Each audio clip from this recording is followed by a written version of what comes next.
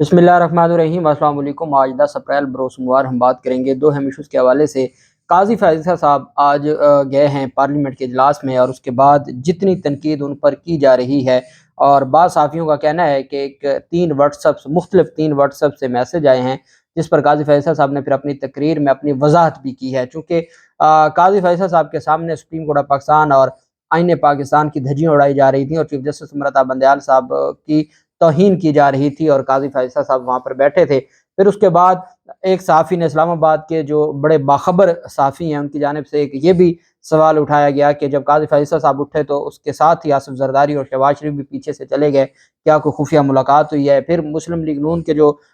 वकील हैं,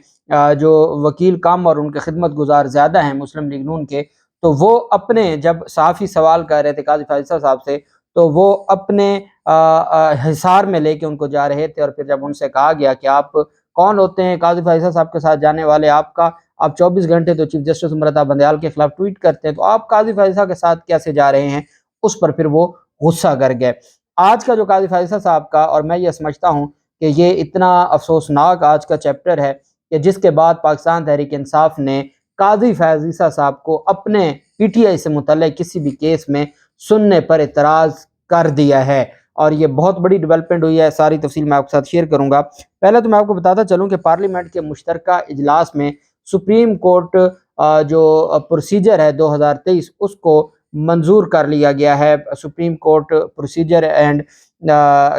एक्ट 2023 उसको मंजूर किया गया। प्रैक्टिस एंड प्रोसीजर बिल है, उसकी सिलसिलावार मंजूरी दी गई है। सेनेटर आज़म नज़ीर तारण के पेश करदा supreme court practice and procedure bill की शिकवार मंजूरी का अमल किया गया। पाकिस्तान, चूँकि मुश्तरका इजलास था, पाकिस्तान तहरीक इंसाफ की क़यादत भी मौजूद थी, सेनेटर्स मौजूद थे। पाकिस्तान तहरीक इंसाफ ने एहतजाज किया, बड़े शदीद अंदाज में एहतजाज किया, लेकिन उसके बावजूद चूँकि मुश्तरका पार्लियामेंट का इजलास था तो उसमें जो ये मंजूर बिल है, सुप्रीम कोर्ट बिल, ये मंजूर किया गया। इस मौका पर राजा परवेज़ अशरफ ने अरकान से राय शुमारी के बाद पार्लियामेंट के मुश्तरका इजलास में supreme court practice and procedure bill की बाद ठीकों की मंजूरी दी है। वफाकी वजीर ने कहा कि सदर ने सुप्रीम कोर्ट को प्रैक्टिस एंड प्रोसीजर बिल वापस भेज दिया। सदर मुमलिकत डॉक्टर आरिफ अलवी को मशवरा दिया कि वो रियासत के सरबराह के तौर पर काम करें, वो अपनी जमात के कारकुन के तौर पर काम न करें। वजीर कानून ने कहा कि दोनों ऐवानों ने इस बिल पर बहस की है। सुप्रीम कोर्ट के जजेस की तादाद का तयन भी एक्ट ऑफ पार्लियामेंट से होता है। उनका कहना था कि सदर मुमलिकत ने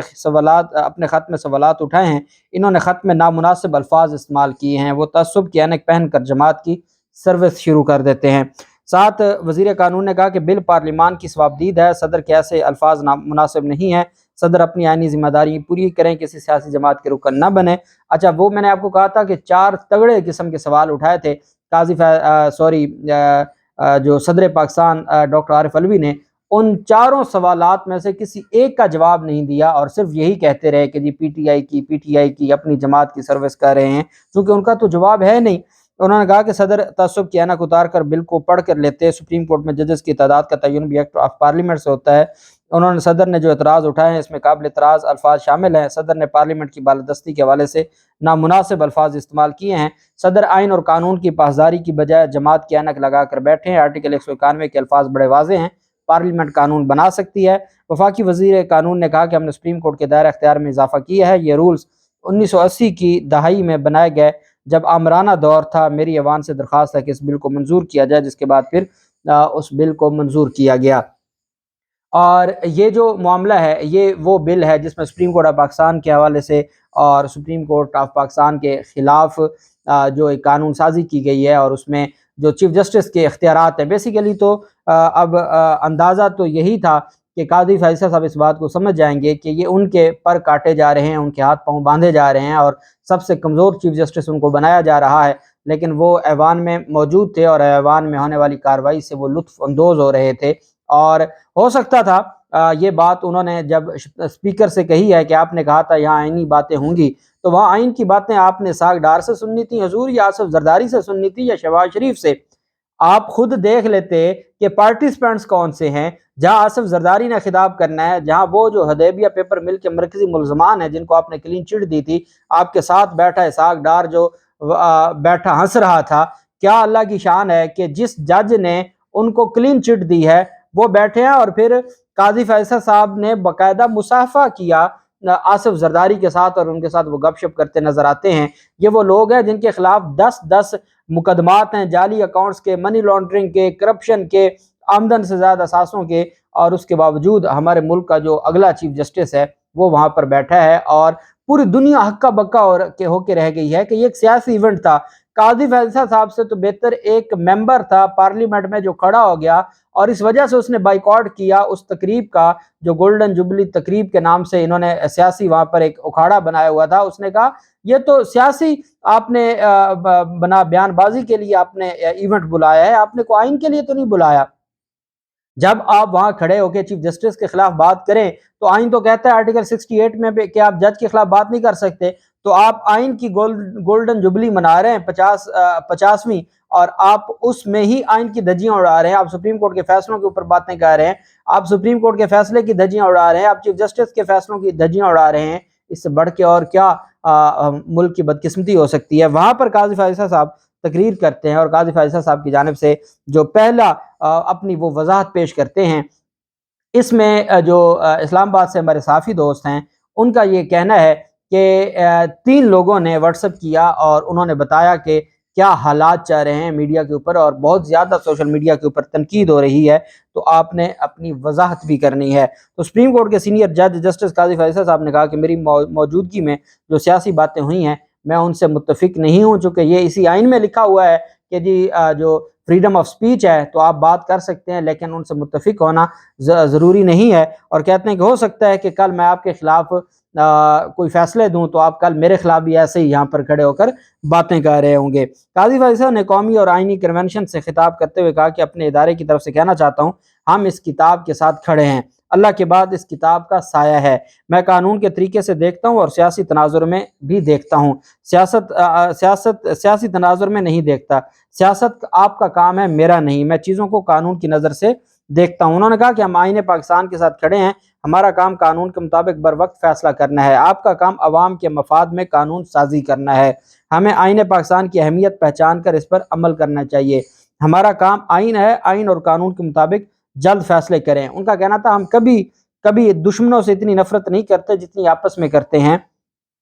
اپنی غلطیوں اور نادانیوں کو سمجھ کر آگے بڑھنا چاہیے۔ جسٹس قاضی فیصل صاحب نے کہا کہ آئین کی گولڈن جوبلی میں شرکت کے لیے میں حاضر ہوا، دوسرے جج صاحبان اس لیے نہیں آ سکے، شاید وہ مصروف تھے، میں نے پوچھا تھا کیا باتیں ہوں گی، بتایا گیا کہ صرف آئین کی باتیں ہوں گی، میری موجودگی میں جو سیاسی باتیں ہوئیں ان سے میرا کوئی تعلق نہیں ہے۔ جسٹس فیض نے مزید کہا کہ ہو سکتا ہے کل اگر یہاں بیٹھے افراد کے خلاف فیصلہ آ جائے تو آپ کہیں ہم نے تو آپ کو بلایا تھا پھر ہمارے خلاف فیصلہ دیا، شاید میرے خلاف یہاں پر تنقید ہو، ہم دستور کے ساتھ کھڑے رہیں گے اور اسی کے مطابق کام کرتے رہیں گے، اور ہم آئین اور پاکستان کے ساتھ کھڑے رہیں گے۔ اب چونکہ چیزیں بڑی واضح تھیں اور پاکستان تحریک انصاف بھی اس حوالے سے اپنا موقف دے چکی ہے، اس سے پہلے میں آپ کو جو 2 چیزیں بڑی اہم اور جو بار بار جن کے اوپر بات کی جا رہی تھی، اور وہ یہ تھی کہ قاضی فیصل صاحب کا آنا اور پھر قاضی فیصل صاحب کا سارے معاملات میں بیٹھنا، اس کے اوپر ڈیفینیٹلی سوالات اٹھنے تھے۔ اب یہ بھی سوال اٹھایا گیا کہ جیسے قاضی فیصل صاحب اٹھے اور قاضی فیصل صاحب وہاں سے تشریف لے گئے، اور یہ مقبول جان نے کہا کہ آصف زرداری کی پوری تقریر عدلیہ پر ایک چارج شیٹ تھی اور یہ جسٹس اسے سنتا رہا، یعنی اس کے نزدیک عدلیہ کی عزت کی کوئی حیثیت نہیں تھی، کسی مہذب ملک میں ایسے شخص کو دوبارہ عدالت کی کرسی میں نہ بیٹھنے دیا جاتا، اور یہ مقبول جان کی جانب سے بات کی گئی۔ جبکہ جو صحافی ہیں صدیق جان، ان کی جانب سے جو ایک بات کی گئی، وہ کہتے ہیں کہ جب قاضی فیصل صاحب اٹھے تو قاضی فیصل صاحب کے اٹھنے کے بعد فوراً آصف زرداری بھی وہاں سے اٹھ کے چلے گئے، اور آصف زرداری کے علاوہ جو بلاول آصف زرداری اور شہباز شریف سب ایوان سے چلے گئے۔ کنونشن تو جاری ہے، کیا اندر کوئی سوالیہ نشان کے ساتھ انہوں نے پوچھا کہ کیا اندر کوئی خفیہ ملاقات ہو رہی ہے، کیا چیف جسٹس عمر عطا بندیال کے خلاف کوئی نئی سازش تیار ہو رہی ہے؟ یہ سوال صدیق جان کی جانب سے کیا گیا۔ راجہ محسن اجاز کی جانب سے جو رپورٹر ہیں سپریم کورٹ کے، وہ کہتے ہیں پہلے ایک ایک کر کے نوٹ جاری کرتے رہے اور پریس کانفرنسز اور بیانیے کا مواد دیا جاتا رہا، پھر جس دن سپریم کورٹ کی حکومت کو دی ڈیڈ لائن ختم ہو رہی تھی، ڈائریکٹ جا کر آئین اور سپریم کورٹ کا فیصلہ نہ ماننے والوں کے ساتھ جا کر بیٹھ گئے، کوئی نوٹس، کوئی ضابطہ، کوئی کارروائی۔ یہ سوال ان کی جانب سے اٹھایا گیا ہے۔ جبکہ دوسری جانب جو بہت اہم چیز ہے، کامران یوسف صاحب کہتے ہیں کہ جسٹس قاضی فیض صاحب بے شک ان کی نیت اچھی ہوگی، 1973 کے آئین کی گولڈن جبلی تقریب میں حصہ لیا، لیکن موجودہ سیاسی اور آئینی بحران کے تناظر میں انہیں اس کنونشن میں شرکت کرنے سے معذرت کرنی چاہیے تھی۔ اب مغیث صافی ہیں ہمارے اسلام آباد سے، ان کی جانب سے جو یہ سوال، انہوں نے سب سے پہلے یہ بات کی اور ان کی جانب سے کہا گیا کہ 3 ججز کی جانب سے نوٹس آیا ہے اور جو ہے وہ انہوں نے بتایا ہے، اور اس کے بعد پھر قاضی فیصل صاحب نے اپنی بات میں وضاحت کی ہے۔ ساتھ وہ کہتے ہیں کہ پارلیمنٹ سے جاتے ہوئے قاضی فیصل صاحب کے ساتھ نون لیگ کا وکیل تھا جو اعظم نذیر تارڑ، رانا ثناء اللہ اور عطا تارڑ کے ساتھ ہوتا ہے، اور وہ chief justice Pakistan justice Umar Ata Bandial کے خلاف گالم گلوچ کے ٹویٹس کرتا ہے۔ جب یہ بات کی تو یہ خالد حسین تاج نامی ایک وکیل ہے، وہ میرے خیال میں وکالت تو نہیں کرتے لیکن ان کا کام یہی ہے، جو ایک خاص گروپ کے ساتھ وہ لگے رہتے ہیں، تو انہوں نے پھر اس کے اوپر بہت غصہ کیا۔ وہ کہتے ہیں کہ آپ جیسے بے شرم یوتھیا یوٹیوبر قاضی صاحب کو گھیرے میں لے رکھے تھے، ہر ایک یوتھیا موبائل فون ہاتھ میں لے کر خود کو صافی کے روپ میں ڈھال کر سوالات کے روپ میں بغض نکال رہے تھے، میں اور میرے ساتھی قاضی فیصل کو گیٹ تک چھوڑ کر آئے، اس پر آپ کی چیخیں کیوں نکل رہی ہیں؟ جیسے یہ چپڑاسی ہوں کہ یہ گیٹ پر چھوڑنے گئے ہیں، اور جو صحافی وہاں پر